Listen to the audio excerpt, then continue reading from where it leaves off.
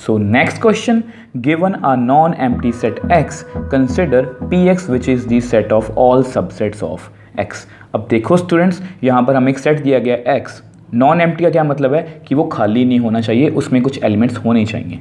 Consider, अब यहाँ पर एक और सेट दिया गया Px। अब वो Px सेट कैसा है? Set of all subsets of X, मतलब इसके जितने भी सबसेट्स बनेंगे उन सबको मिला के अगर मैं इकट्ठा रख दूं तो उसको हम क्या बोलेंगे? Px। अब इसके बारे में डिटेल में हम आगे जाके मैं आपको एक्सप्लेन भी करूंगा। Define the relation R in Px। अब इस सेट पर मतलब Px पर एक रिलेशन डिफाइन किया गया है। अब डिफाइन कैसे है? For the subsets A and B in Px, कोई दो सबसेट अगर हम लें Px में से, उन दोनों में A और B का क्या मतलब है? उन दोनों में रिलेशन कब बनेगा? अगर A is subset of B। अगर पहला सेट दूसरे सेट का सबसेट बन जाएगा तो तब A और B में आपस में रिलेशन बन जाएगा। तो इस तरह से हमारा रिलेशन डिफाइन है। Is R an equivalence relation on Px? Justify your answer. क्या ये जो रिलेशन हमने मतलब उन्होंने बताया हमें, क्या ये इक्विवेलेंस रिलेशन है या नहीं? अब देखो स्टूडेंट्स, ये जो क्वेश्चन है ये एक्चुअल में रिलेशंस का है। अब रिलेशन जो टॉपिक है ये इस चैप्टर में हमने बिल्कुल स्टार्टिंग में किया था, उसके बाद हमने फंक्शन किया, कंपोजिशन ऑफ फंक्शन किया, काफ़ी कुछ किया, बाइनरी ऑपरेशंस भी किए। तो ऐसा करते हैं, जल्दी जल्दी से एक बार रिलेशन को रिकॉल कर लेते हैं। अब देखो वो बोल रहे हैं कि पूछ रहे हैं हमें कि आर जो है वो इक्विवेलेंस रिलेशन है या नहीं। अब आपको पता है कि इक्विवेलेंस रिलेशन हम किसको बोलते हैं? A relation which is reflexive, symmetric and transitive. तो उसको हम क्या बोलते हैं? Equivalence relation. अगर कोई रिलेशन रिफ्लेक्सिव भी हो, सिमेट्रिक भी हो, ट्रांजिटिव भी हो, तो ऐसे रिलेशन को हम क्या बोलते हैं? Equivalence relation. तो बेसिकली हमें यही चेक करना है, रिफ्लेक्सिव, सिमेट्रिक और ट्रांजिटिव। अब उसके बाद आपको थोड़ी सी नॉलेज होनी चाहिए, जैसे इसके बारे में, सबसेट्स के बारे में आपको अच्छे से नॉलेज होनी चाहिए। अब उसको समझाने के लिए यहाँ पर मैंने पहले ही कुछ लिख के रखा है। देखो ये आपका सेट है X, मान लो ये कोई सेट मैंने मान लिया X1 2 3। अब देखो सबसेट क्या होता है। देखो सबसेट को पहले मैं आपको समझाने की कोशिश करता हूँ। देखो सबसेट क्या होता है, मान लो ये कोई A है 1, 2, अब ये B है 1, 2, 3। अब देखो यहाँ पर मैं बोल सकता हूँ कि A सबसेट ऑफ B है। क्यों? क्योंकि A का 1 इसमें प्रेजेंट है, 2 भी इसमें प्रेजेंट है, मतलब A का हर एक एलिमेंट B में प्रेजेंट है। तो मैं बोल सकता हूँ कि A क्या है? Subset of B। क्या B सबसेट ऑफ A है? नो, क्योंकि 3 जो है B का वो A में है ही नहीं है, तो B is not subset of A is subset of B। तो आपको ये पता होना चाहिए, बेसिक सी चीज़ है, ये वैसे हमने क्लास 11th में पढ़ी थी। अब उसके बाद मैंने आपको क्वेश्चन को अच्छे से विजुलाइज करवाने के लिए यहाँ पर ये पहले से ही लिख रखा है। अब देखो ये कोई सेट X है 1, 2, 3। अब Px को क्या बोलते हैं वैसे हम सेट में? Power set, set of all subsets of X, which is the set of all subsets of X। तो मैंने वही लिखा। देखो 1, देखो ये क्या है? 5, मतलब एम्प्टी, ये सबका सबसेट होता है। 1 भी इसका सबसेट है, 2 भी है, 3 भी है, 1, 2 भी है, 1, 3, 2, 3, 1, 2, 3। कोई भी जो सेट होता है वो खुद का भी सबसेट होता है। तो मैंने सभी सबसेट्स आपको लिख के दिखाए हैं ताकि आप इस क्वेश्चन को अच्छे से विजुलाइज कर पाओ। ठीक है, अब देखो क्वेश्चन को स्टार्ट करते हैं। देखो कैसे करेंगे। अब देखो सबसे पहले लिखो यहाँ पर, let X be any non empty set. फिर उसके बाद let Px be any set of all subsets of X। मतलब X कोई नॉन एम्प्टी सेट है और Px क्या है? Set of all subsets of X, जो मैंने आपको यहाँ पर समझाया भी था कि ये भी X सेट है और ये क्या है? ऑल सबसेट्स ऑफ X का सेट बनाया मैंने। ठीक है, अब देखो आपको बताया कि इक्विवेलेंस प्रूव करने के लिए सबसे पहले हम क्या चेक करेंगे? रिफ्लेक्सिव। तो रिफ्लेक्सिव लिखते हैं।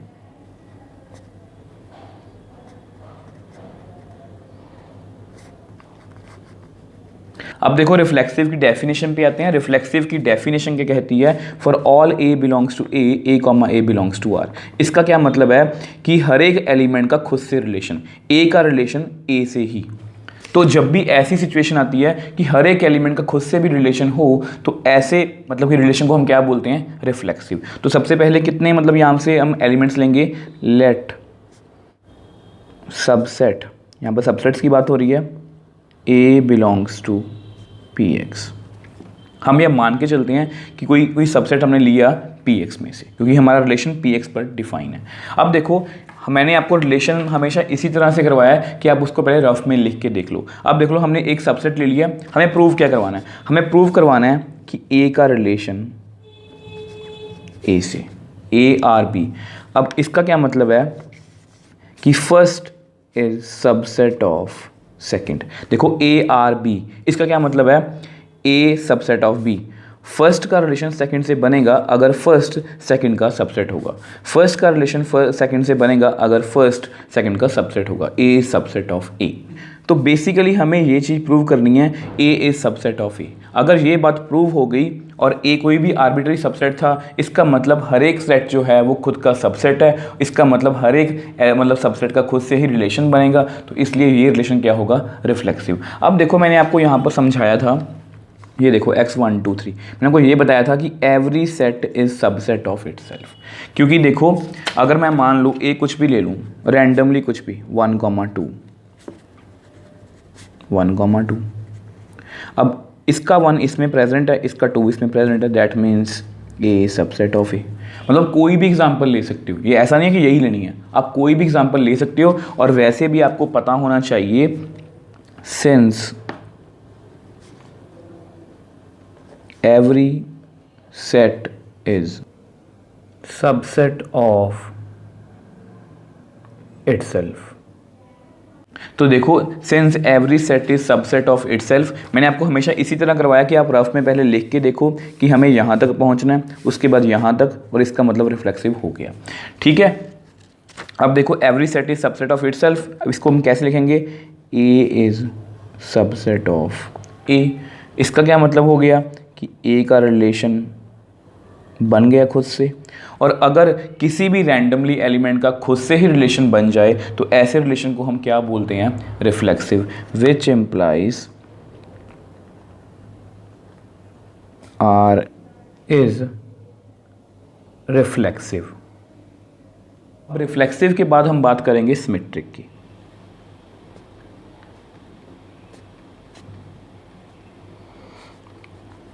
अब देखो सिमेट्रिक की डेफिनेशन क्या कहती है? सिमेट्रिक की डेफिनेशन कहती है कि अगर A और B में रिलेशन है, अगर A और B में रिलेशन है तो B और A में भी होना चाहिए, अगर वो रिलेशन सिमेट्रिक है तो। मतलब अगर A B का है तो उसके रिवर्स का भी रिलेशन होना चाहिए, ये ज़रूरी है सिमेट्रिक होने के लिए। तो सबसे पहले हम सिमेट्रिक में कितने एलिमेंट्स लेंगे? 2। तो लिख लो let subsets A, B belongs to Px। मैंने Px में से 2 सबसेट ले लिए। अब देखो हम सबसे पहले ये मान के चलेंगे कि A का रिलेशन B से है। लेट A R B, हम मान के चलते हैं कि A और B में आपस में रिलेशन है। अब देखो आपको विजुलाइज करवाने के लिए हम 2 एग्जांपल लेंगे। देखो आप इनमें से ना कुछ भी मान लो, जैसे let A is equal to 1, ठीक है, और B इज इक्वल टू 1, 2। ये मैं 2 एग्जांपल ले रहा हूँ जो आपस में रिलेशन बनाएंगी। अब देखो मैंने A1 लिया और B 1, 2। अब क्लियरली देखो, क्लियरली जो 1 है वो सबसेट है किसका? 1, 2 का, क्योंकि 1 इसमें प्रेजेंट है, मतलब इसका हर एक एलिमेंट इसमें प्रेजेंट है। That means 1 is subset of 1, 2, which implies 1 का रिलेशन है 1, 2 से। अब देखो अब जस्ट हमें इसका रिवर्स चेक करना है, क्योंकि सिमेट्रिक की डेफिनेशन क्या कहती है कि अगर A और B का रिलेशन है तभी हम उसका उल्टा चेक करेंगे। नाउ हम उसका उल्टा चेक करेंगे B का रिलेशन A से। अब B की जगह पर इसका क्या मतलब है कि B की जगह पर क्या लिखेंगे? 1, 2 सबसेट ऑफ, देखो हमारा रिलेशन किस तरह से डिफाइन है? A और B, फर्स्ट का रिलेशन सेकंड से, अगर फर्स्ट सेकंड का सबसेट है, फर्स्ट सेकंड का सबसेट है, फर्स्ट सेकंड का सबसेट है, 1, 2 सबसेट ऑफ 1। अब आप मेरे को बताओ 1 इसमें प्रेजेंट है? यस। क्या 2 इसमें प्रेजेंट है? नहीं। Clearly 1, 2 is not subset of 1। यहाँ पर आप लिख दो which is contradiction. Which is contradiction as 1,2 can't be subset of 1। तो विच इम्प्लाइज आप लिख दो ए का बी से था बट उसका उल्टा जो है वो रिलेशन में नहीं है, तो that means R is not symmetric. क्योंकि ये ए और बी रैंडमली कोई भी हम मतलब कि सबसेट ले सकते हैं और उन दोनों में आपस में रिलेशन तो था बट उसके उल्टे में आपके सामने रिलेशन है ही नहीं है। 1 का सबसेट है बट 1 जो है वो 1 का सबसेट नहीं हो सकता, which is contradiction as 1,2 can't be subset of 1, therefore R is not symmetric. अब ट्रांजिटिव को नेक्स्ट पेज पे डिस्कस करते हैं। अब नेक्स्ट हम बात करेंगे ट्रांजिटिव की। अब आपको पता है ट्रांजिटिव की डेफिनेशन क्या कहती है कि इफ़ ए बी का रिलेशन है और बी सी का रिलेशन है, बी और बी यहाँ पर कॉमन होना चाहिए, मतलब अगर कॉमन में ऐसे दो एलिमेंट्स का रिलेशन है ए बी का और बी सी का, तो ए और सी का रिलेशन होना चाहिए अगर ये रिलेशन ट्रांजिटिव है तो इस बात का हम ध्यान रखेंगे। मतलब ट्रांजिटिव होने के लिए हमें 3 एलिमेंट्स यहाँ पर चूज़ करने पड़ेंगे। तो यहाँ पर आप लिख दो let subsets A B C belongs to P X. मैंने 3 सबसेट्स ले लिए। तो सबसे पहले क्या करेंगे, लेट ए का रिलेशन है बी से, विच इम्प्लाइज, इसको मैं कैसे लिख सकता हूँ, A is subset of B. उसके बाद क्या लिखेंगे, अब आपको पता है कि बी और बी कॉमन होना चाहिए, बी का रिलेशन हम लिखेंगे लेट सी के साथ है, तो B is first is subset of second. इस तरह से लिखेंगे, first is subset of second, first is subset of second. अब देखो हमें प्रूव क्या करना है, हमें ये प्रूव करना है ट्रांजिटिव होने के लिए कि ए का रिलेशन सी से है, या देखो ए का रिलेशन बी से है, बी का रिलेशन सी से है, ये कॉमन हो गया। तो हमें बेसिकली ये प्रूव करना है कि ए का रिलेशन सी से, मतलब बेसिकली हमें ये प्रूव करना है कि ए इज सबसेट ऑफ सी। अब इसको ना मैं आपको एग्जांपल से समझाने की कोशिश करूँगा। अब इसको देखो, आप इसमें से आप कोई भी 3 एलिमेंट चूज़ करो। जैसे मैं चूज़ कर लेता हूँ 1 का रिलेशन 1,2 से, इसको आप A मान लो, इसको आप B मान लो। क्लियरली 1 जो है सबसेट है 1,2 का।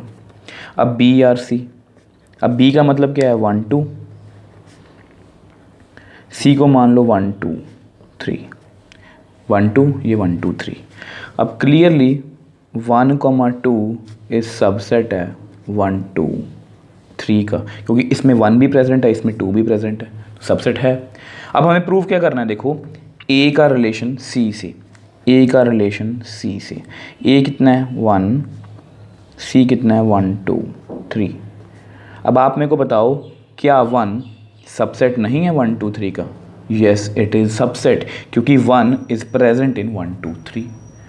तो अगर आप ऐसा देखो, अगर इसको मैं और भी सिंपल लैंग्वेज में कहूँ, A is subset of B, मतलब ए छोटा है बी से, मतलब ए के सभी एलिमेंट बी में प्रेजेंट हैं और बी के सभी एलिमेंट सी में प्रेजेंट हैं, तो दैट मीन्स ए के तो सी में प्रेजेंट होंगे ही। आपके सामने मैंने एग्जांपल भी रख दी, ए के सभी एलिमेंट बी में प्रेजेंट हैं, बी के सभी एलिमेंट सी में प्रेजेंट हैं, देखो 1 2 1 2, तो ए के सभी एलिमेंट तो बी में सी में प्रेजेंट होंगे ही, ये तो अंडरस्टूड ही है, क्योंकि सी सबसे बड़ा सेट हो गया और ए सबसे छोटा सेट हो गया।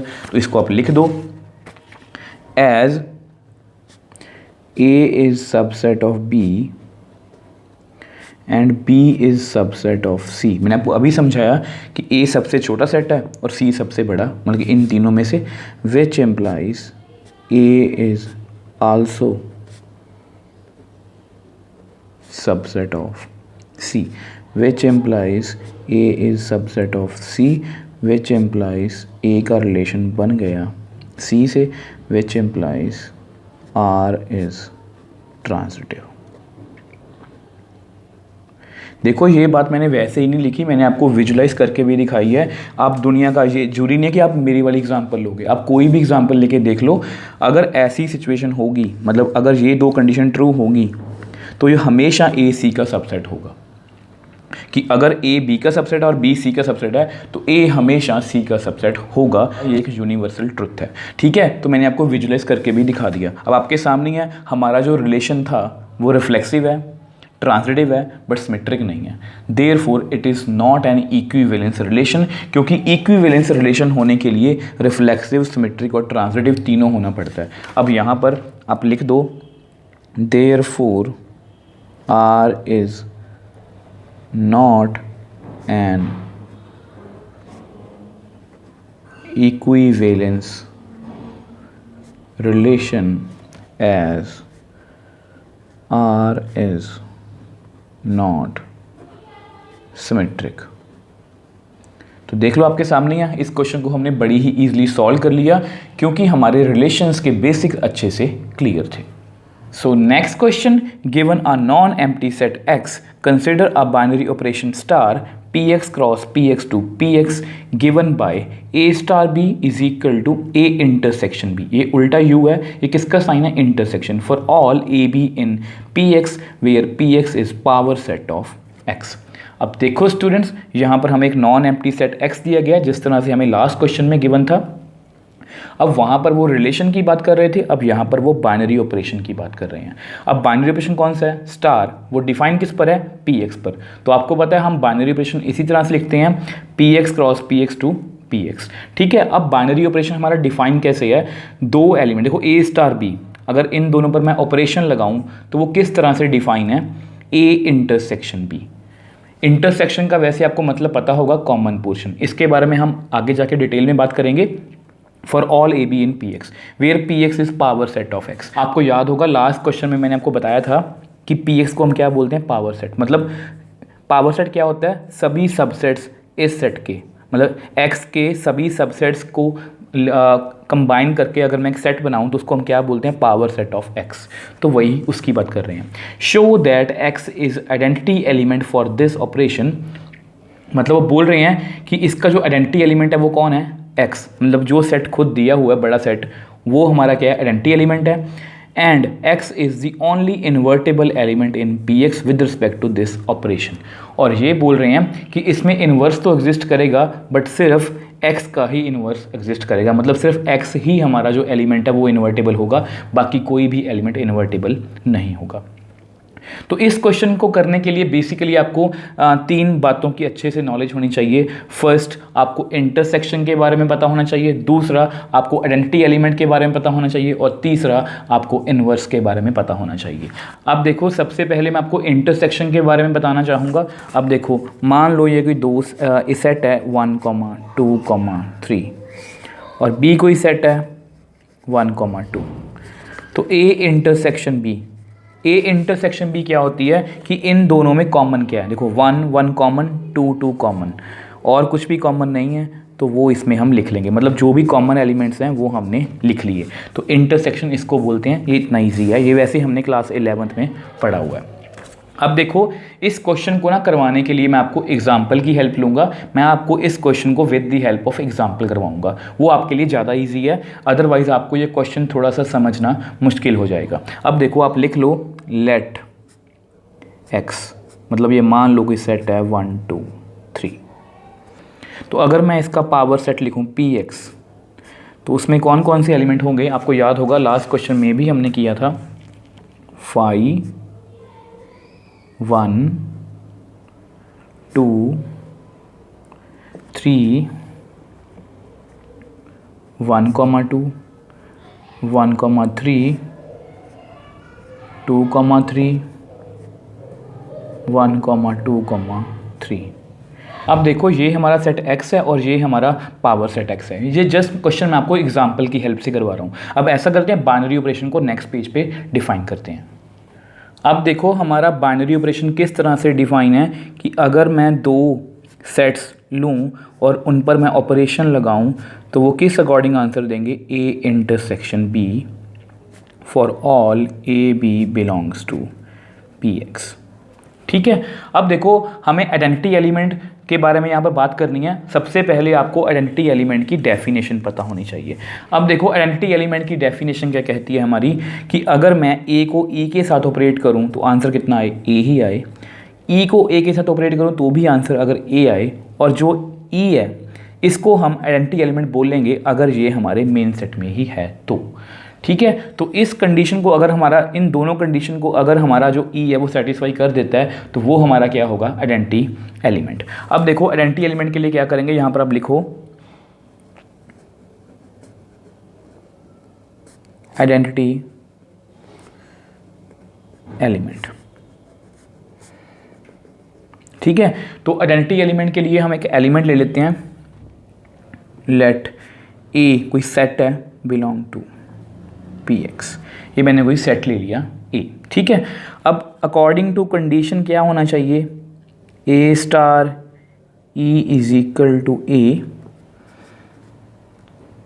ई star A is equal to A. ठीक है, इसको हमारा ऑपरेशन किस तरह से डिफाइन है, A intersection E is equal to A, E intersection A is equal to A. अब देखो स्टूडेंट्स, अगर आपके इंटरसेक्शन के बेसिक्स क्लियर है ना, तो इस पॉइंट के बाद आप सीधा बता सकते हो कि हमारा आइडेंटिटी एलिमेंट कौन आएगा। मैं आपको समझाने के लिए इसको थोड़ा सा रफ में एक्सप्लेन करूंगा ताकि इस पॉइंट को आप अच्छे से समझ पाओ। अब देखो मैं आपको रफ में समझाने की कोशिश करता हूँ। ये मान लो कि ए सेट लिखा है मैंने 1,2, आपको पता है ये हमारे मेन सेट में से ही है 1,2।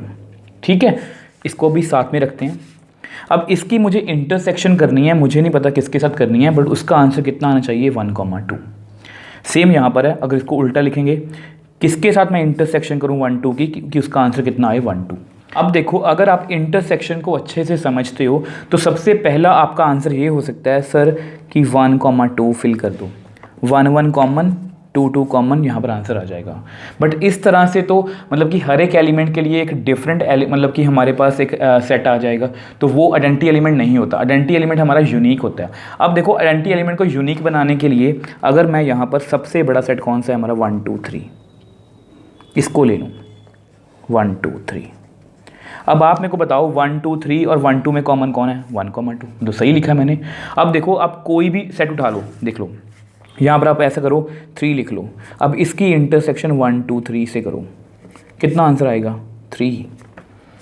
अब ऐसा करो, इसको आप लिखना लिख लो, देखो मान लो ये ए है, ये ई है, इसका आंसर कितना है, ए ही आया। चाहे आप इसको रिवर्स कर लो, आप कोई भी और एलिमेंट उठा के देख लो, जैसे 2,3, 1, 2, 3, इसकी इंटरसेक्शन कितनी आएगी 2,3, मतलब सेम वही आंसर आ गया, सेम वही आंसर आ गया, सेम वही आंसर आ गया। 5 को देख लो, 5 की इंटरसेक्शन कर लो 1, 2, 3, इनमें ये एम्प्टी है, ये मतलब कि फुल सेट है, तो क्या कॉमन आएगा 5, मतलब वही आंसर आ गया 5। अब देखो अगर मैं इस रिजल्ट को जर्नलाइज करूँ, मैं इस सेट में से कोई भी एलिमेंट उठा लूँ, जैसे कोई भी सेट 1, 2, देखो 1, 2, 3, 2, 3, 5, सबकी मैंने इंटरसेक्शन 1, 2, 3 से की, तो उसका आंसर कितना आ रहा है, सेम ही आ रहा है। 5 का आंसर 5, 2, 3 का आंसर 2, 3 का आंसर 3, 1, 2 का आंसर 1, 2। तो इसका मतलब ये जो है हमारा 1, 2, 3, 1, 2, 3, 1, 2, 3, 1, 2, 3, ये क्या है हमारा आइडेंटिटी एलिमेंट। आप किसी के साथ भी ऑपरेट करो, उसका आंसर हमेशा सेम वही सेट आएगा जिसके साथ आप ऑपरेट करोगे। तो इसका मतलब 1, 2, 3 हमारा क्या हो गया, आइडेंटिटी एलिमेंट। तो आप यहाँ पर लिख सकते हो, if these conditions are true, then E must be, क्या होना चाहिए 1, 2, 3। आपको पता कि आपका सेट कौन सा था 1, इसको हमने आइडेंटिटी एलिमेंट सपोज किया है, देखो 1, 2, 3। अब 1, 2, 3 कौन है हमारा मेन सेट मतलब X, then E must be X, मतलब which implies, यहाँ पर आप लिख दो कि E जो है इज इक्वल टू एक्स, ये बिलोंग कर रहा है पी एक्स को, आपके सामने ही है, ये हमारे मेन सेट में भी है, 1, 2, 3 हमारे मेन सेट में है, which implies E is equal to X is दी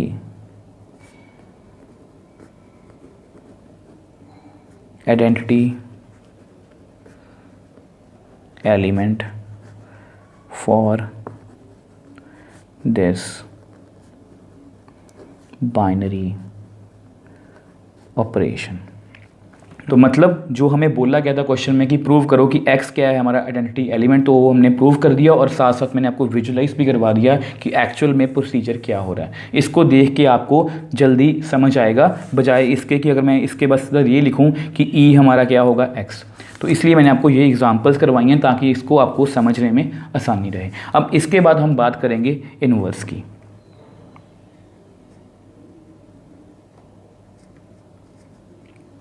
अब देखो इनवर्स की हमारी डेफिनेशन क्या कहती है कि अगर a को मैं कोई भी एलिमेंट लूँ, उसको मैं b के साथ ऑपरेट करूँ तो उसका आंसर आइडेंटिटी एलिमेंट आ जाए, या रिवर्स भी करूँ b star a identity element answer आ जाए, और b जो है वो हमारे मेन सेट में हो तो b को हम क्या बोलेंगे, इनवर्स ऑफ a। तो ये तो है इनवर्स की डेफिनेशन। तो सबसे पहले आप क्या करो, let a belongs to px, ये कोई सेट ले लो आप, ठीक है। अब इनवर्स की कंडीशन क्या कहती है, a स्टार b का आंसर कितना आना चाहिए, e is equal to b star a। अब हमारा बाइनरी ऑपरेशन किस तरह डिवाइन है, a intersection b is equal to identity element कौन है, x, b intersection a is equal to x। अब देखो इसको भी, इस पॉइंट को भी समझाने के लिए मुझे आपको फिर से रफ में समझाना पड़ेगा ताकि आप इस पॉइंट को अच्छे से समझ पाओ। अब देखो यहाँ पर मैंने लिखने की कोशिश की है, मान लो ये a सेट हमारा 1 2 है, ठीक है। अब b के बारे में मुझे नहीं पता, x हमारा मतलब मेन सेट, मतलब 1 2 3 सबसे बड़ा सेट, ये मैंने उल्टा लिखा, b आगे इंटरसेक्शन a कितना है 1 2। अब आप मेरे को बताओ, अगर आप इंटरसेक्शन को अच्छे से जानते हो, आपको पता है कि इंटरसेक्शन का मतलब क्या होता है, कॉमन पोर्शन। 1 2 में आप यहाँ पर कौन सा सेट लिखोगे कि उसका आंसर जो है वो 1 2 3 आ जाए। आप बोलोगे सर ये पॉसिबल ही नहीं है, बिल्कुल पॉसिबल नहीं है, क्योंकि यहाँ पर आप लिख लो नॉट पॉसिबल, नॉट पॉसिबल। क्यों, क्योंकि यहाँ पर 1 2 है, 1 2 के साथ कॉमन पोर्शन हो के कभी भी वो 1 2 3 नहीं दे सकता। मतलब यहाँ पर कम से कम 1 2 3 होना चाहिए। अगर यहाँ पर 1 2 3 होगा तो उसकी अगर मैं इंटरसेक्शन 1 2 3 से करूँगा तो मेरे पास आंसर 1 2 3 आएगा, क्योंकि अल्टीमेटली मुझे x चाहिए यहाँ पर, मतलब ये x है हमारा। तो अगर कोई भी मैं यहाँ पर देखो सेट लूँगा a, जैसे देखो यहाँ पर जो 1 2 3 है ये हमारे px में है, और अगर इसकी इंटरसेक्शन में a से करूँगा तो इसका आंसर 1 2 3 आएगा, मतलब x के इक्वल आएगा। और कोई भी आप सेट उठा लो, जैसे 3 उठा लो, 3 की आप इंटरसेक्शन किसके साथ करोगे कि इसका आंसर 1 2 3 आ जाए। अब ये तो छोटा सेट है 3, 1 और 2 तो कॉमन कभी आएंगे नहीं, तो ये नॉट पॉसिबल, तो ये भी पॉसिबल नहीं है। तो ये सिर्फ पॉसिबल कब होगा, यहाँ पर लिख लो, which implies it is only possible when a equal to b is equal to x। मतलब अगर तीनों सेट आपस में इक्वल होंगे, जो मैंने आपको यहाँ पर लिख के दिखाया, ये a की वैल्यू है, ये b की वैल्यू है, और ये हमारी x की वैल्यू है। मतलब अगर हमारे दोनों सेट, मतलब a और b दोनों मेन सेट के इक्वल आ जाएं, तब इनकी इंटरसेक्शन जाके x के बराबर बनेगी। ये आपको पता ही होना चाहिए, तभी कॉमन आएगा इन दोनों में। 1 2 3 का कॉमन, 1 2 3 का कॉमन कितना आएगा, 1 2 3, ठीक है। तो इसका मतलब क्या हो गया, तो आप यहाँ पर लिख सकते हो कि और किसी भी एलिमेंट का इन्वर्स एग्जिस्ट नहीं करेगा, सिर्फ और सिर्फ किसका करेगा, x का। तो यहाँ पर आप लिख सकते हो x is the only invertible element for binary operation. अब देख लो आपके सामने ही है, ये सिर्फ x के लिए ही सिर्फ x ही इसमें इन्वर्टेबल होगा, क्योंकि x से छोटा अगर हम कोई भी सेट लेंगे, जैसे 1 2 3, ये कभी भी हमें कॉमन होके 1 2 3 नहीं दे सकता, मतलब बड़ा सेट नहीं दे सकता। ये इंटरसेक्शन में आपको पता ही है, इंटरसेक्शन क्या होता है, कॉमन पोर्शन। कॉमन पोर्शन में आंसर अगर मुझे सबसे बड़ा सेट लाना है तो मुझे यहाँ पर भी बड़े सेट लिखने पड़ेंगे। अगर इन दोनों में एक भी छोटा होगा तो उसका आंसर कभी भी 1 2 3 नहीं आ सकता, मतलब मेन सेट नहीं आ सकता। तो इसका मतलब और किसी भी एलिमेंट का इन्वर्स एग्जिस्ट नहीं करेगा, सिर्फ x का इन्वर्स एग्जिस्ट करेगा। That means x is the only invertible element for the binary operation. अब देख लो आपके सामने है, इस क्वेश्चन को भी हमने बड़ी ही ईजिली सॉल्व कर लिया। So next question, find the number of all onto functions from the set 1, 2, 3 so on up to n to itself. अब देखो स्टूडेंट्स, ये जो क्वेश्चन है ये बहुत इजी है। अब इसमें हमें पूछा क्या गया है कि अगर मैं set 1, 2, 3 so on up to n, अभी सेट है 1, 2, 3 so on up to n, और दूसरा सेट कौन सा है, टू इटसेल्फ, मतलब वो भी कौन सा है 1, 2, 3 so on up to n। तो अगर मैं दो सेट लिखूँ तो मैं ऐसी कितनी ऑन टू मैपिंग्स लिख सकता हूँ, ये हमारा क्वेश्चन है। तो क्वेश्चन बहुत इजी है, सुनने में देखने में थोड़ा सा अजीब लग सकता है आपको, मुश्किल लग सकता है आपको, बट बहुत इजी है। अब इसको समझाने के लिए मैं पहले आपको रफ में कुछ समझाना चाहता हूँ। अब देखो, हम छोटी एग्जांपल से समझेंगे। मान लो यहाँ पर देखो हमें 1, 2, 3 so on up to n है। मैं छोटा सेट मान के चलता हूँ 1, 2, 3 1, 2, 3। मान लो अगर हम इनमें हमें ऑन टू मैपिंग्स चेक करनी है तो हम कैसे चेक करेंगे। अब देखो सबसे पहले ऑन टू मैपिंग होती क्या है। देखो ऑन टू मैपिंग क्या होती है कि यहाँ पर राइट साइड में कोई भी एलिमेंट खाली नहीं रहना चाहिए, वो किसी ना किसी लेफ्ट साइड के एलिमेंट के साथ अटैच होना चाहिए।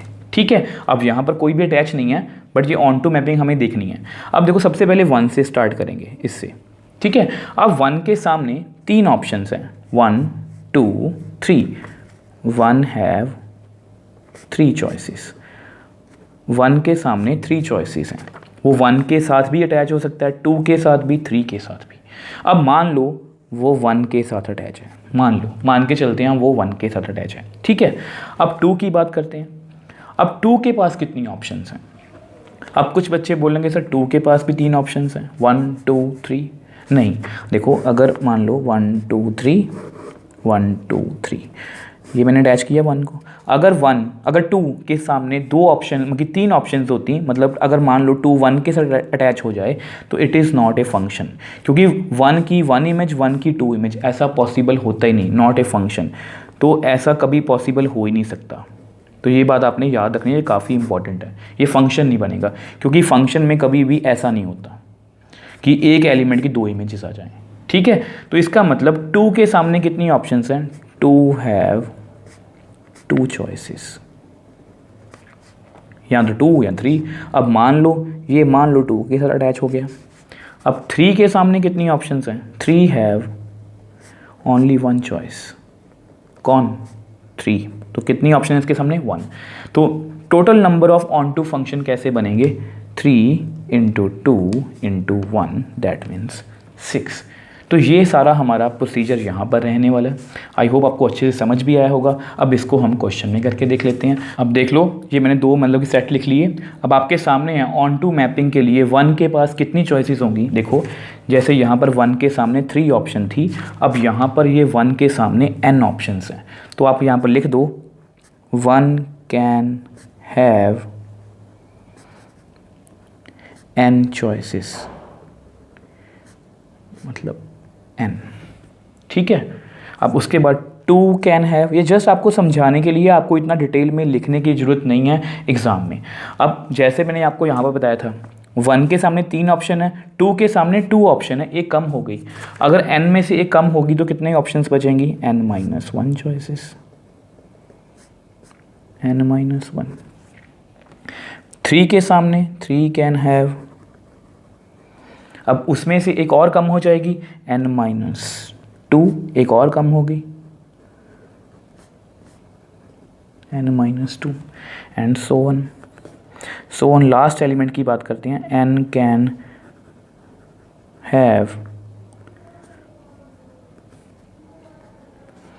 चॉइसेस। अब देख लो, जो लास्ट एलिमेंट होता है, जैसे यहाँ पर 3 लास्ट एलिमेंट था, उसके बाद कितनी ऑप्शन थी, सिर्फ 1। तो यहाँ पर भी कितनी ऑप्शन होगी, सिर्फ 1, दैट मीन्स 1। अब लास्ट में हमें आंसर कैसे दिया था, 3 × 2 × 1। तो इसका आंसर कैसे आएगा, n × n-1 × n-2 × so on × 1। तो अगर आप इसको ध्यान से देखो तो ये कौन सा फॉर्मूला है, n फैक्टोरियल का। तो आप यहाँ पर लिख दो, so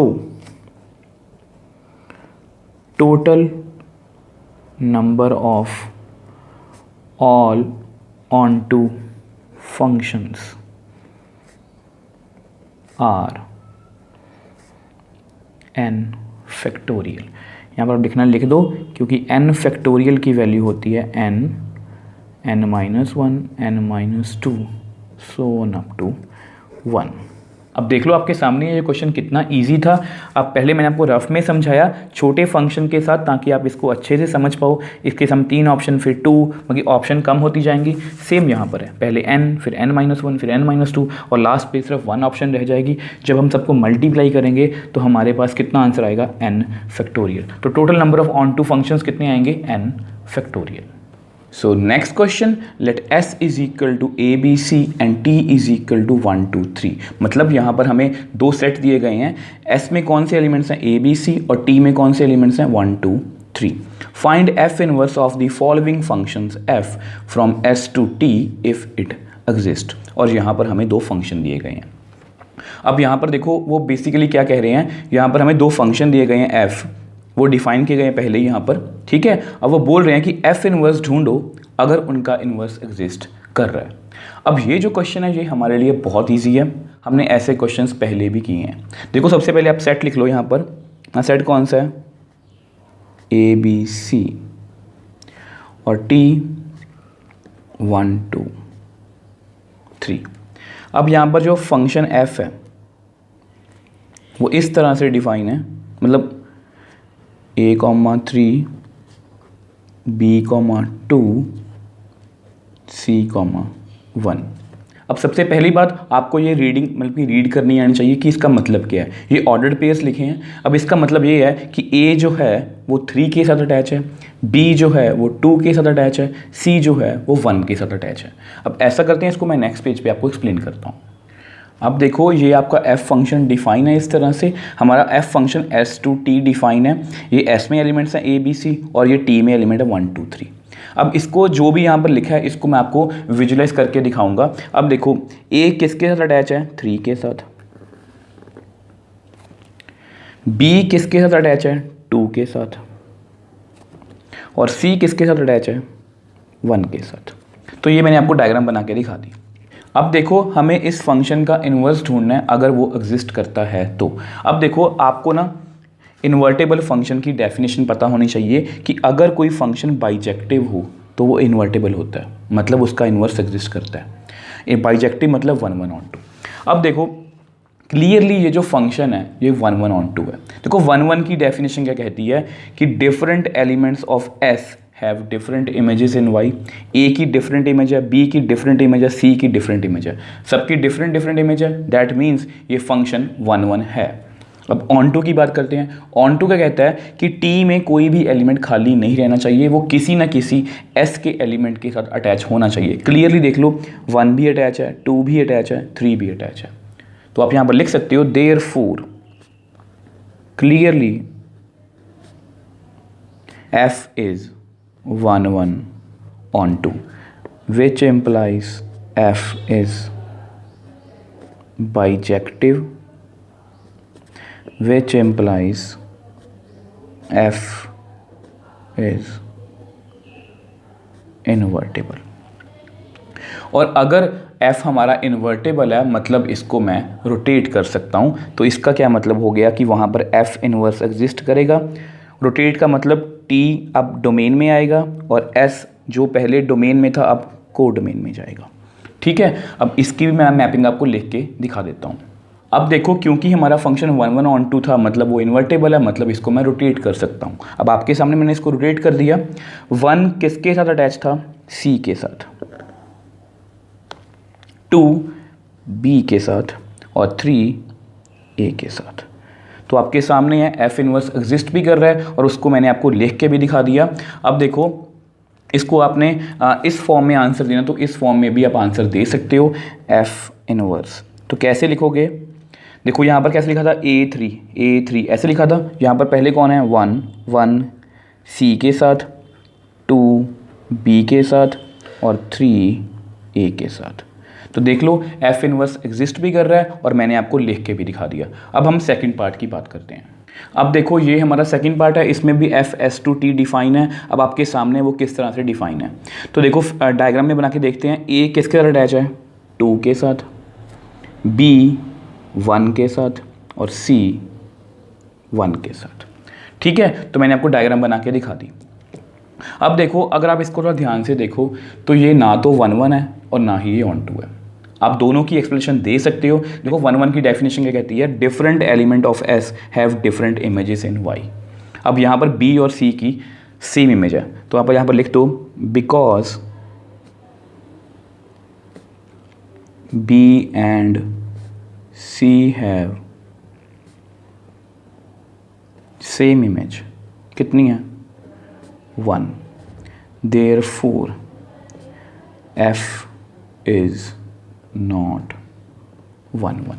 अगर फंक्शन 1 1 ही नहीं है, मतलब 1 1 ऑन टू होगा ही नहीं, तो मतलब ये इन्वर्टेबल भी नहीं होगा, मतलब इसका इन्वर्स एग्जिस्ट नहीं करेगा। इतनी एक्सप्लेनेशन सफिशिएंट है। बट यहाँ पर आप ये भी लिख सकते हो कि this F is also not onto, क्योंकि 3 because 3 is not attached with any element in S। मतलब 3 जो है वो हमारा किसी भी S के एलिमेंट के साथ अटैच नहीं है।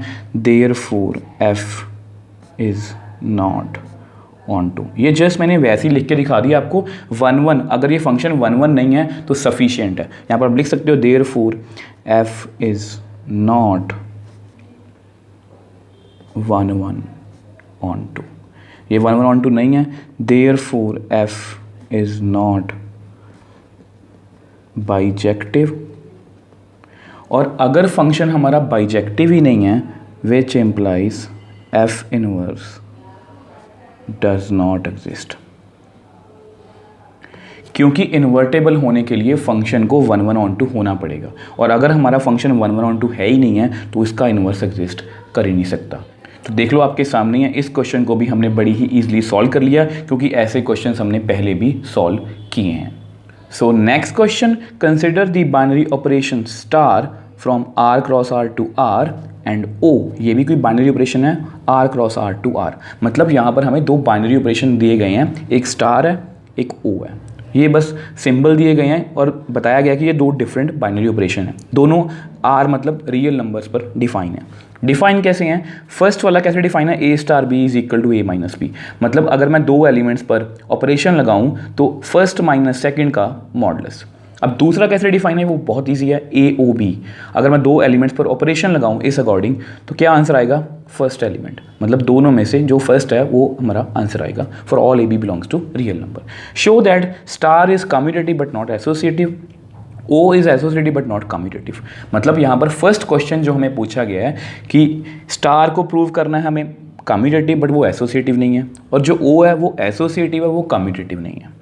अब उसके बाद एक और क्वेश्चन पूछा गया, further show that for all A B C belongs to real number A star B O C is equal to A star B O A star C. मतलब हमें ये रिजल्ट चेक करना है कि क्या ये दोनों रिजल्ट आपस में इक्वल आ रहे हैं। If it is so we say that operation star distributes over operation O. मतलब अगर ऐसा कुछ भी होता है तो उसको हम ये बोलते हैं कि स्टार जो है वो डिस्ट्रीब्यूट हो गया ऊपर। इसको मैं आपको आगे जाके एक्सप्लेन भी करूँगा। Does O distribute over star justify your answer. अगर मैं देखो जैसे स्टार डिस्ट्रीब्यूट हो गया ऊपर, क्या ओ भी डिस्ट्रीब्यूट होगा स्टार पर? इसको मैं आगे जाके बाद में एक्सप्लेन करूँगा। सबसे पहले देखो इसमें 3 क्वेश्चन पूछे गए हैं, 3 क्यों 4 पूछे गए हैं एक्चुअली में, तो 1 बाय 1 करके सबको डिस्कस करेंगे। सबसे पहले ना हम स्टार से स्टार्ट होते हैं। तो सबसे पहले ये वाला लिख लो, हमारा बाइनरी ऑपरेशन स्टार, ये कैसे डिफाइन है, R cross R to R. अब ये डिफाइन कैसे है, अगर मैं कोई भी ऑर्डर्ड पेयर लूँ, उस पर मैं ऑपरेशन लगाऊं, तो वो किस तरह से आंसर देगा, फर्स्ट माइनस सेकंड का modulus for all A B belongs to real number. ये हमारा बाइनरी ऑपरेशन है। अब इसमें हमें चेक करना है कम्यूटेटिव और एसोसिएटिव। अब सबसे पहले कम्यूटेटिव की बात करते हैं।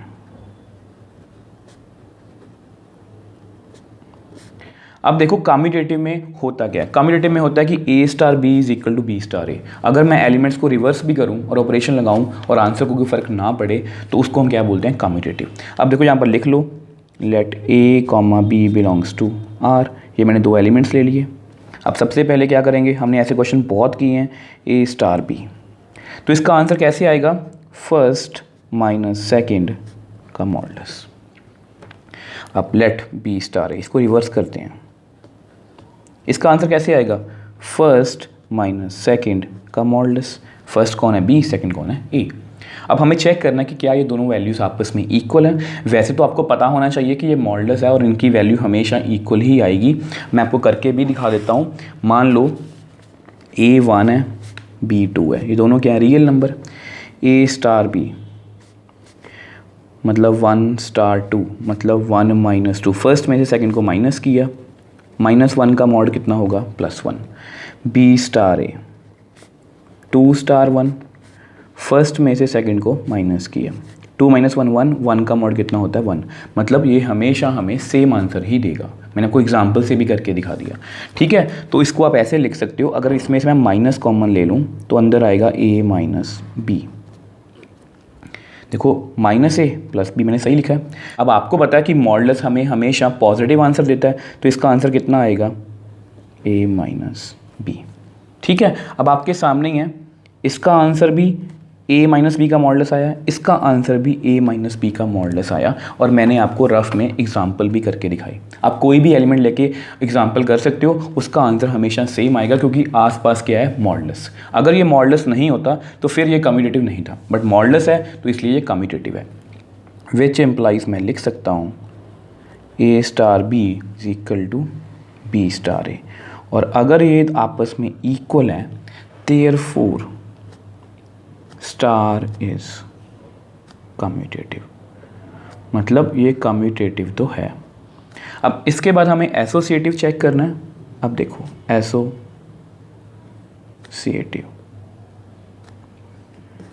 ठीक है। तो एसोसिएटिव में हम क्या करते हैं, एसोसिएटिव में A स्टार ब्रैकेट के अंदर B star C, A star B bracket के अंदर स्टार C, अगर ये दोनों क्वांटिटीज़ का आंसर ब्रैकेट्स को चेंज करके इक्वल आ जाए तो उसको हम क्या बोलेंगे, एसोसिएटिव।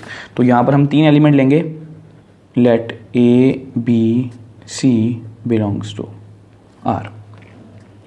तो सबसे पहले लिखते हैं A star B star C, ठीक है। अब आपको पता है पहले हम ब्रैकेट को सॉल्व करेंगे, A स्टार। तो हमारा बाइनरी ऑपरेशन किस तरह से डिफाइन है, फर्स्ट माइनस सेकंड का मॉडुलस, फर्स्ट माइनस सेकंड का मॉडुलस। यहाँ पर फर्स्ट कौन है B, सेकंड कौन है C, ठीक है। अब देखो आपको समझाने के लिए ये हमारा क्या है, फर्स्ट, और ये कंप्लीटली हमारा क्या है, सेकंड। अगर इसको हम फर्दर सॉल्व करेंगे तो किस तरह से आंसर आएगा, फर्स्ट माइनस सेकंड, सेकंड कौन है B माइनस C का मॉडुलस, और फिर सारे का मॉडुलस। अब इससे ज़्यादा इसको मैं सॉल्व नहीं कर सकता, ये हमारा फर्स्ट है, ये हमारा सेकंड है, दोनों को मैंने माइनस किया, होल का मॉडुलस। अब सेम वे से हम ब्रैकेट्स को चेंज करेंगे, A star B star C। अब सबसे पहले किसको सॉल्व करेंगे, ब्रैकेट को। कैसे सॉल्व होगी, फर्स्ट माइनस सेकंड का मॉडुलस स्टार C। अब फिर से ये हमारा कंप्लीटली फर्स्ट है और ये हमारा सेकंड है। अब इस पर हमें फिर से फर्दर ऑपरेशन लगाना है, तो किस तरह से आंसर आएगा, फर्स्ट कौन है A माइनस B का मॉडुलस माइनस सेकंड होल का मॉडुलस। अब ऐसा करते हैं, इसको नेक्स्ट पेज पे आपको एक्सप्लेन करता हूँ। अब देखो इन दोनों का आंसर आपके सामने है, और आप क्लियरली देखते बता सकते हो कि ये दोनों का आंसर आपस में इक्वल नहीं है। आप यहाँ पर लिख सकते हो कि A minus B minus C का मॉडुलस, उसका होल का मॉडुलस, ये क्लियरली आपस में इक्वल नहीं है। आपको देखते ही पता लग जाएगा कि यहाँ पर मॉडुलस इधर है, यहाँ पर मॉडुलस इधर है, तो ये क्वांटिटीज़ कभी भी आपस में इक्वल नहीं हो सकती। Which implies A star B star C not equal to A star B star C।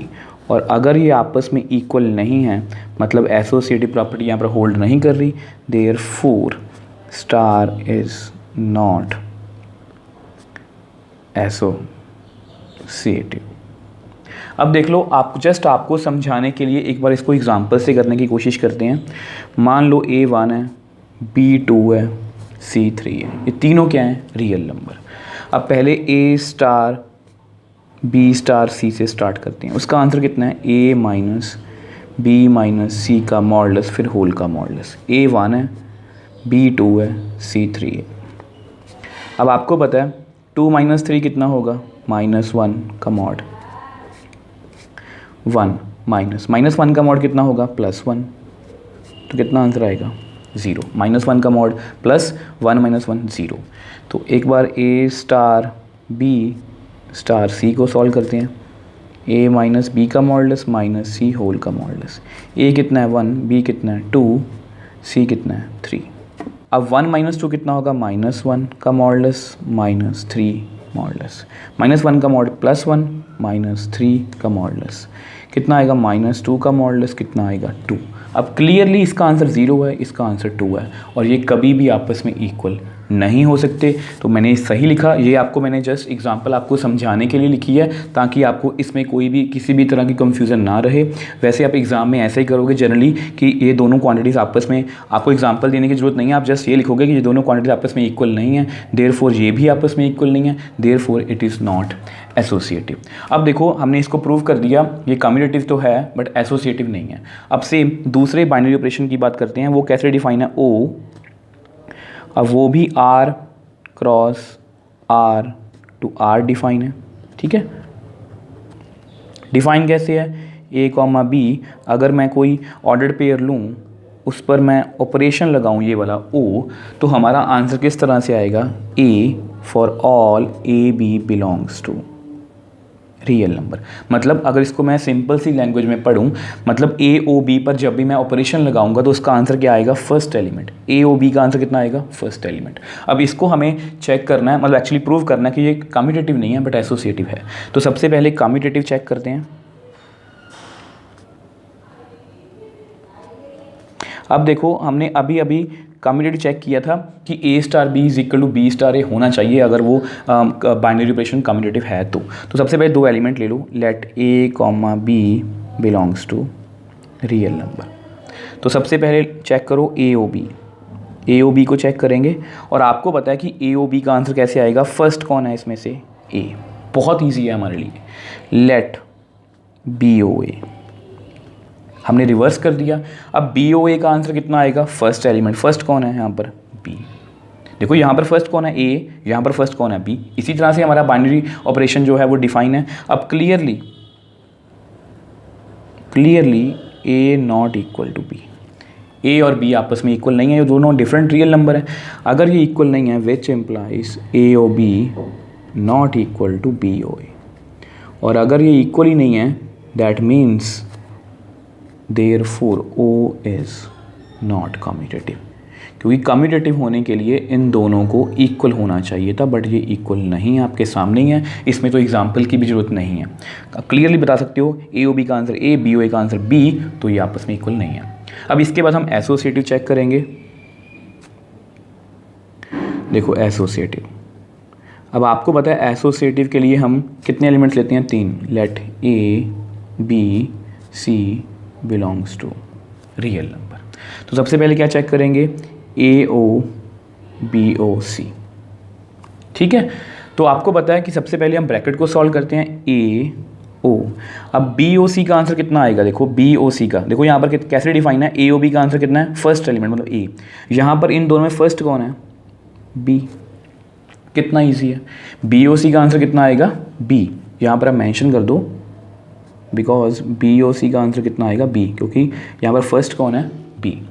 अब AOB का आंसर कितना आएगा, A। यहाँ पर फर्स्ट एलिमेंट कौन है, A। तो कितना इजी है, तो हमने AO ब्रैकेट के अंदर BOC का आंसर निकाल लिया। अब सेम वे से देखो, सेम वे से AOBOC का आंसर निकालेंगे। सबसे पहले ये वाली ब्रैकेट सॉल्व करेंगे, AOB का आंसर कितना आएगा, आपको पता है फर्स्ट कौन है यहाँ पर, AOC। यहाँ पर आप लिख दो AOB का आंसर कितना आएगा, A। अब अगेन AOC का आंसर कितना आएगा, A, क्योंकि फर्स्ट एलिमेंट कौन है, A। अब क्लियरली आपके सामने है, जनरली में रैंडमली कोई भी एलिमेंट हो सकते हैं, रियल नंबर 3 डिफरेंट, और दोनों का आंसर कितना आ रहा है, A, विच एम्प्लाइज AOBOC का आंसर और AOB ब्रैकेट के अंदर OC, दोनों का आंसर क्या आ रहा है, सेम। तो इसका मतलब देयरफॉर O इज एसोसिएटिव, ठीक है। अब देखो आपके सामने है, दोनों का आंसर सेम आ रहा था, तो मतलब यहाँ पर एसोसिएटिव प्रॉपर्टी होल्ड करती है, मतलब ये एसोसिएटिव तो है। अब देख लो आपके सामने है क्वेश्चन के दोनों पार्ट्स को हमने बड़ी ही ईजिली सॉल्व कर लिया। अब इसके आगे वाले जो 2 पार्ट्स हैं उसको सॉल्व करने से पहले मैं आपको कुछ समझाना चाहता हूँ। जो वहाँ पर बताया गया था ना कि star is distribute over O या O is distribute over star, इसका क्या मतलब है। अब देखो मान लो 2 × 1 + 3 है, आपको बताइए इसको आप ऐसे लिख सकते हो 2 × 1 + 2 × 3, ये आपको सबको पता है। आप चेक भी कर सकते हो 2 × 1 + 3 कितना आएगा 4, कितना आंसर आएगा 8। इसको भी चेक कर लो 2 2 3 6, तो इसका आंसर भी कितना आएगा 8। मतलब ये दोनों आंसर सेम दे रहे हैं। इसको हम क्या बोलते हैं, मैं क्यों समझा रहा हूँ। Multiply is distribute over addition, इसको हम ऐसे बोलते हैं कि मल्टीप्लाई को मैंने डिस्ट्रीब्यूट कर दिया प्लस के ऊपर। ठीक है, अगर मैं इसका रिवर्स देखूं 2 + 1 × 3, क्या एडिशन भी मतलब कि डिस्ट्रीब्यूट होता है। मतलब देखो ना, मैं इस रिवर्स क्यों करवा रहा हूँ, क्योंकि वहाँ पर यही क्वेश्चन है। स्टार इज डिस्ट्रीब्यूट ओवर ओ, क्या ओ भी डिस्ट्रीब्यूट हो रहा है कि स्टार के ऊपर, तो इसलिए मैंने रिवर्स किया। मल्टीप्लाई डिस्ट्रीब्यूट हो गया प्लस के ऊपर, अब हमें रिवर्स चेक करना है। अब देखो इसको क्या मैं ऐसे लिख सकता हूँ 2 + 1 क्रॉस 2 + 3। अब इसको हम पहले चेक करते हैं, कितना आंसर आएगा 2 3 × 1 3, 2 + 3 कितना आएगा 5, 2 + 1 3 × 2 + 3 5, तो ये कितना आएगा 3 5 15, और ये क्लियरली आपस में इक्वल नहीं है।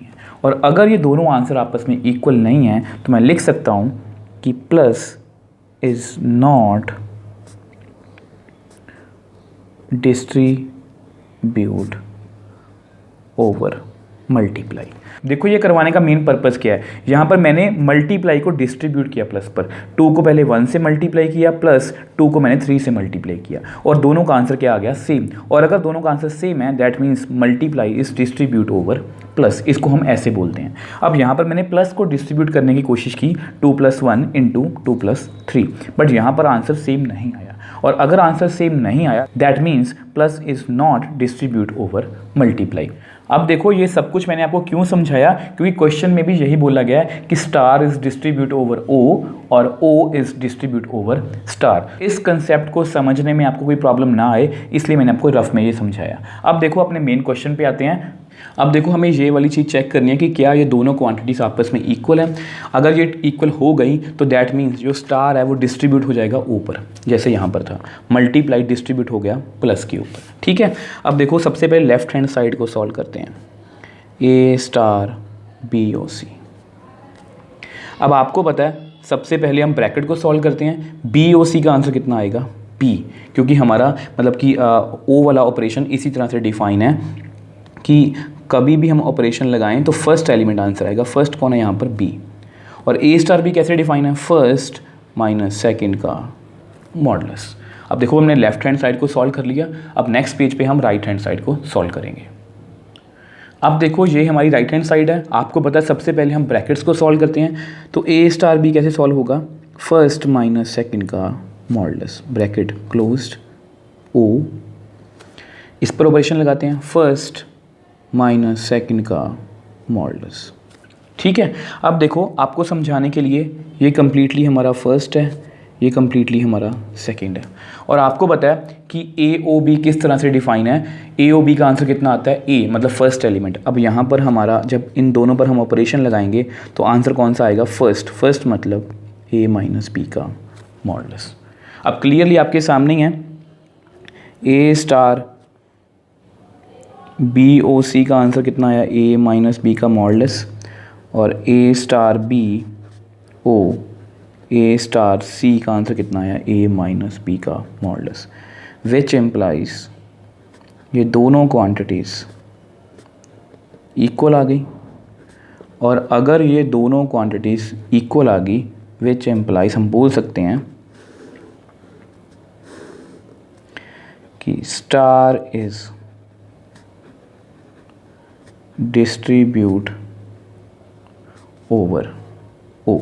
जो मैंने आपको रफ में समझाया था कि मल्टीप्लाई, अगर आंसर इक्वल आ जाए, multiply is distribute over plus, यहाँ पर आंसर सेम आ गए तो star is distribute over O.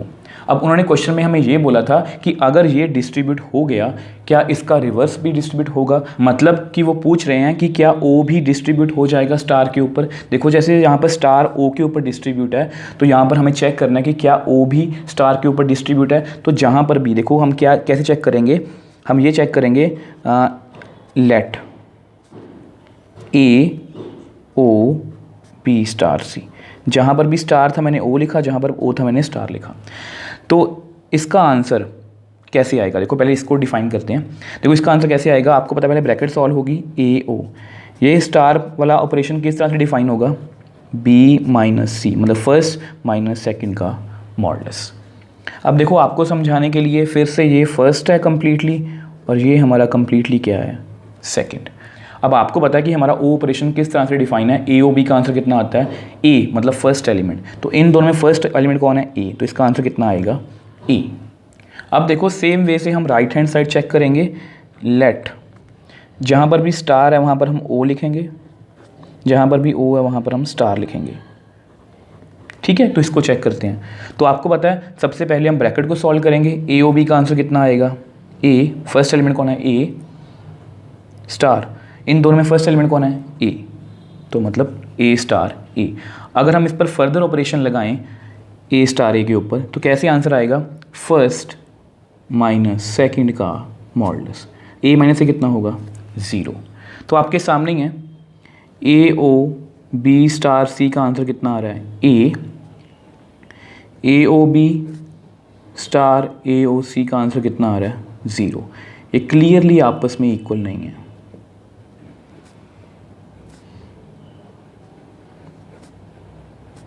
और अगर ये आपस में इक्वल नहीं है तो जो मैंने आपको रफ में समझाया था, देखो एडिशन में क्या हो रहा था, 5 नॉट इक्वल टू 15, मतलब आंसर सेम नहीं आ रहा था, तो plus is not distribute over cross. So इसलिए मैं यहाँ पर लिख सकता हूँ ओ इज नॉट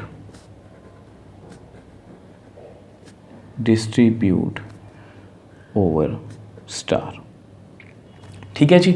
अब देख लो आपके सामने है, इस क्वेश्चन को भी हमने बड़ी ही इजीली सॉल्व कर लिया। क्वेश्चन लेंथी था क्योंकि इसमें काफ़ी क्वेश्चंस पूछे गए थे, बट इसका प्रोसीजर जो है वो बहुत इजी था क्योंकि हमारे बाइनरी ऑपरेशन के बेसिक जो हैं वो अच्छे से क्लियर थे।